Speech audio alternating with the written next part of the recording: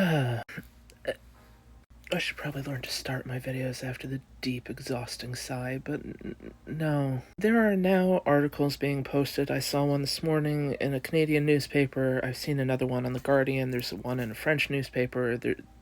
There are multiple articles explaining to international travelers, as best as they can, what to expect if you're going to travel to America. Highly advised that you don't go. I mean, not just because of their pew pew crime or the fact that the guy in charge of health seems to really want like 2, 3 plagues going at the same time. He doesn't just want to look busy, he wants to be busy. Denying science. All these articles, well researched, are just so like essentially we don't know, so it's best that you don't go to America. Like, one of them gives, like, how to tell your boss you don't want to go to that convention in Florida. Like, my ability to return to my wife and kids in 3 to 5 days.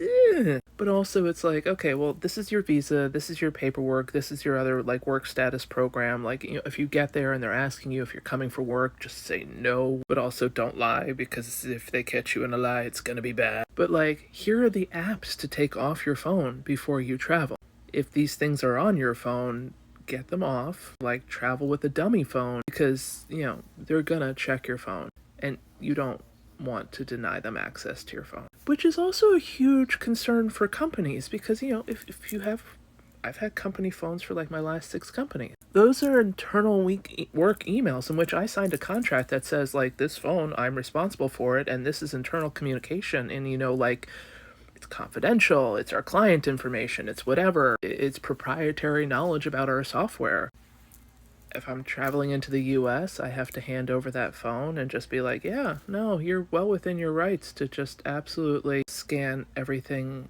So to, like, come to the US, don't hassle anybody, make sure you have all your paperwork, do not have a questionable criminal history, whatever you do, don't say no, have a backup attorney. Like, write it in Sharpie on your arm, because it might have to last a few days, because you could easily be detained for a few weeks before they let you near a phone. I'm surprised they missed out the line of, like, you know, make sure your measles shot is up to date.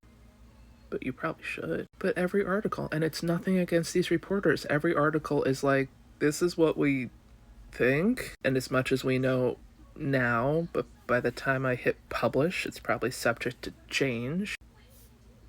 It's not. We had these articles in COVID, and a lot of it was more about, like, you know, how to wear your mask, or, you know, how to whatever.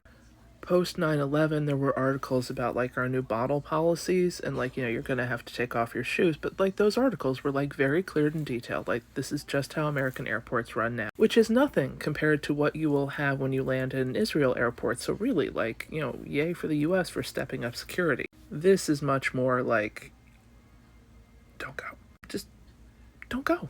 Unless you're an American, born in America, going home. We can't officially tell you not to go, but we're, we're saying we have no idea what's going to happen to you. It is literally the wild, wild west, but that's just what's happening at the airports, if you're allowed to leave them. Best case scenario, they just make you go home. I saw the Guardian article this morning first, and I even posted on my Blue Sky, and then it was like, oh, okay, and then I went to all the other news.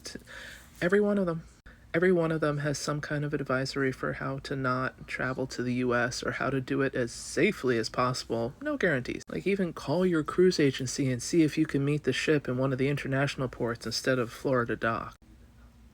There was some guy the other night, he was on TV. He has a hotel up in Maine. 90% of his visitors for the summer are Canadians. About 78% of them, 80% of them have already called to cancel for the year. I mean, it's one small, you know, seaside town hotel, but we can't be sure that your travel to this country will be safe or guaranteed. Lord knows what happens once you get inside. And we have zero clue what's going to happen if you try to get out.